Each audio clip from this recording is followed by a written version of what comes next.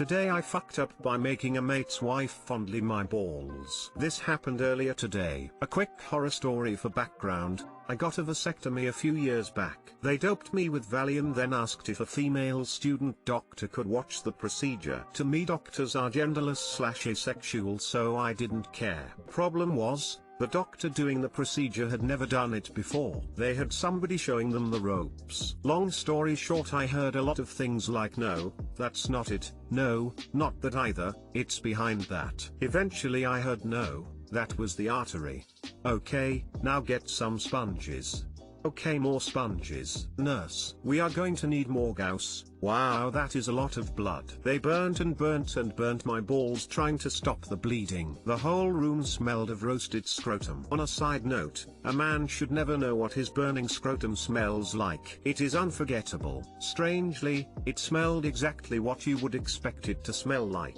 I had cleaned it obsessively, but when cooked it released a very strong puff under scrotum mixed with rancid bacon. Anyway, they called in a third doctor to come and stop the bloodbath and fix me up.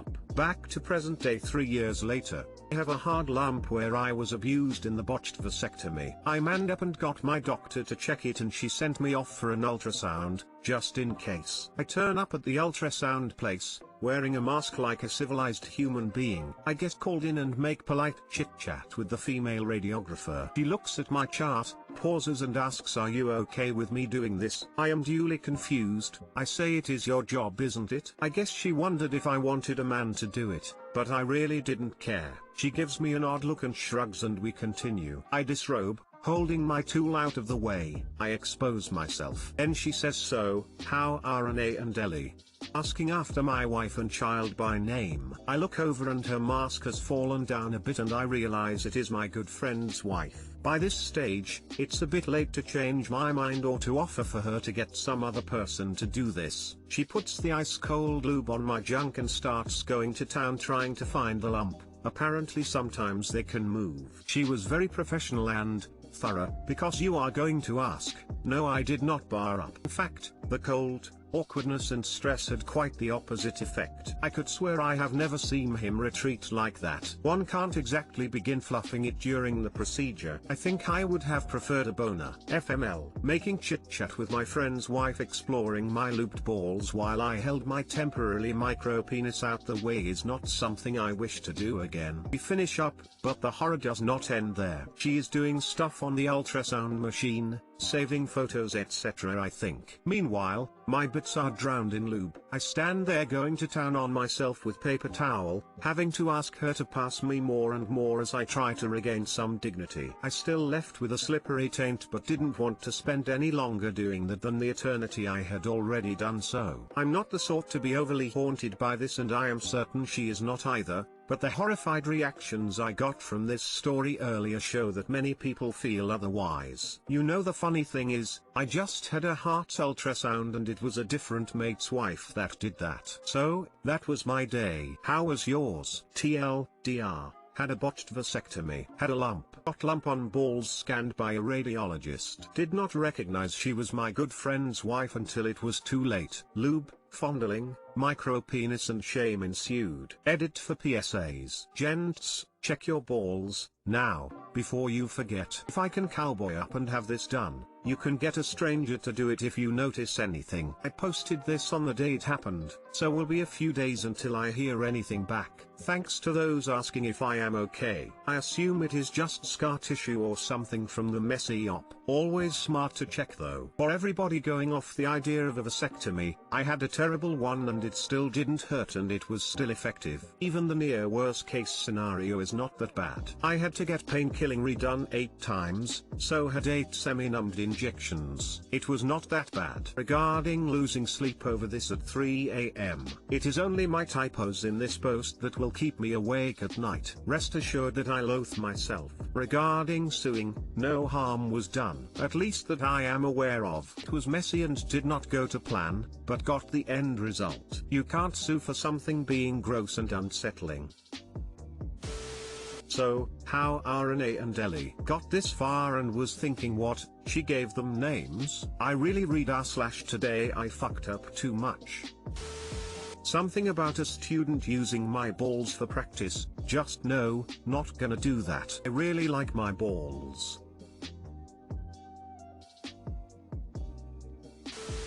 Burning ballsack is definitely a smell that never leaves you. I had a vasectomy 19 years ago, but at the time it was very bad. One side went very fast and well. The other side took forever, so long in fact that the anesthetic started to wear off. Told the doctor that I was feeling it and he said he was almost done, but it got worse until I shouted that he had to stop. He gave me another shot in the balls and kept going. Then it wore off again, and I had to get yet another shot. Finally he finished and showed me up. He never said anything about the operation or why it took so long. 15 years later my wife wanted more kids, and convinced me to get the vasectomy reversed. During the reversal operation the left side went really fast like before, but the right took a really long time, and I told the doctor that this is exactly what happened before and they had to give me additional shots of painkillers. He asked me if I had any childhood surgeries, and I told him that I had a hernia operation as a baby but did not remember it. He told me I didn't have an intact vas deferens in my right testicle, it was calcified and not cut and burned like the other one. He said they likely damaged it during the hernia operation, and that my first vasectomy doc couldn't find it and was just hunting around in there. Then the vas doc should have sent you for a kidney ultrasound. Same thing happened to me, one side fine, took forever digging around the other side. Ultrasound showed that I have no kidney on that side.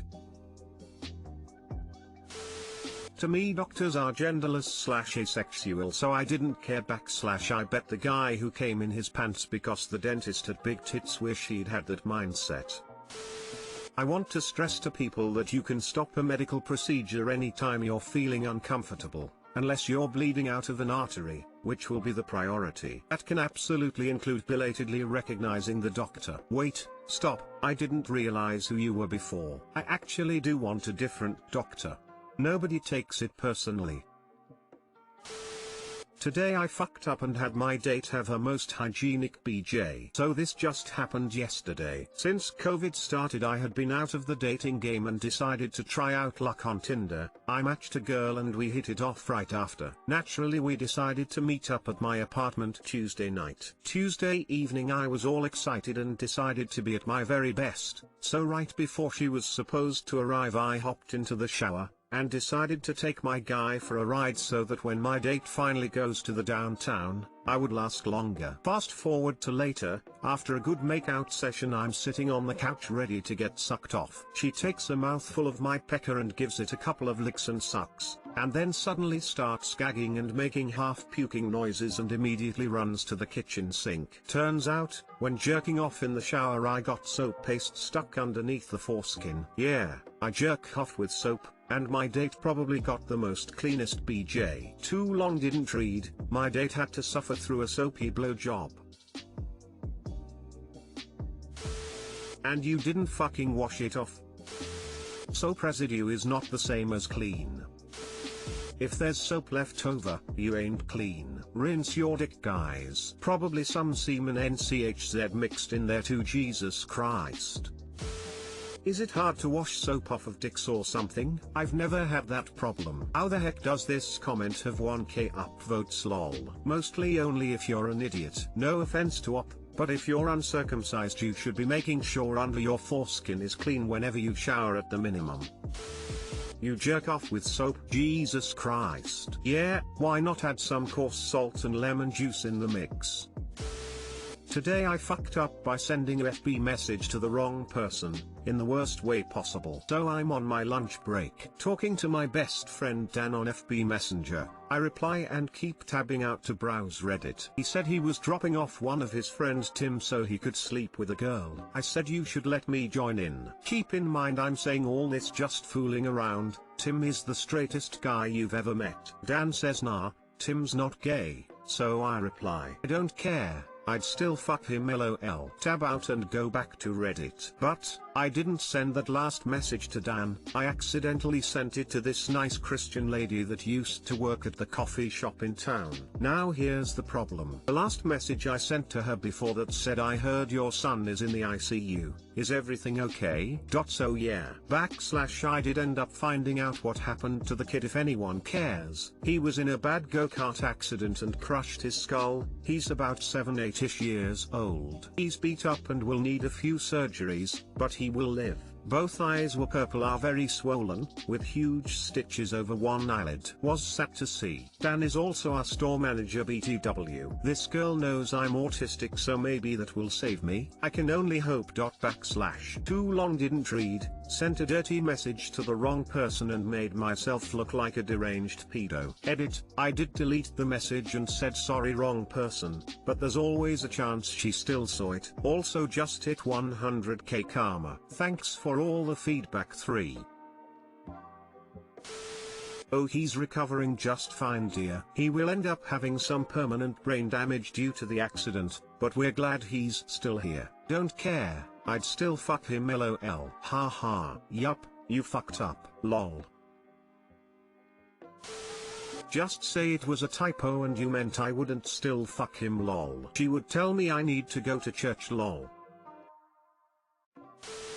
I can't stop laughing, which I feel terrible about, and that makes me laugh more. It's a viscous cycle. Unsend the message and send a non-specific apology just in case it arrived to her. Something along the lines of, I accidentally sent you an inappropriate message intended for a friend. I tried to unsend it but wanted to apologize just in case you received it. I hope your son is healing quickly. This is definitely a damage control worthy FU, but also super common, just not usually as horrifying as yours. I deleted it and said sorry wrong person. Obviously it was. The reason I said that was so if it happened to pop up on her phone she would probably see that and not that first message. Did she reply? Or did you delete it ASAP? I would've died so hard inside. Deleted it. But for example, if you send me a message and then delete it, it will still show up on my phone before I unlock it. So I'm just hoping not. Obviously I'm not going to ask.